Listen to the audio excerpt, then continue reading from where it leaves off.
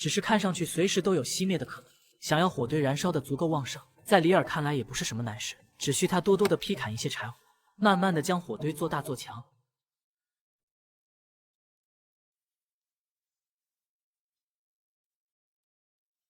他不断的挥舞着手中的斧头，劈砍好的柴火堆放在一边烤干备用。树梢上的积雪被大风吹落，李尔在篝火上架起了一个简易的炉架，将水壶挂在上边，烧了一壶开水。等待水开的间隙，李尔和狗子也可以躺在一旁休息。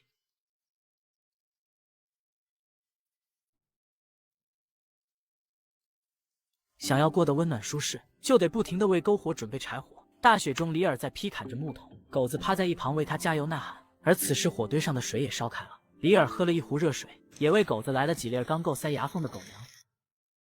天色慢慢的暗了下来，李尔也开始为自己准备晚餐。在篝火上起锅烧油，倒入一罐大豆罐头，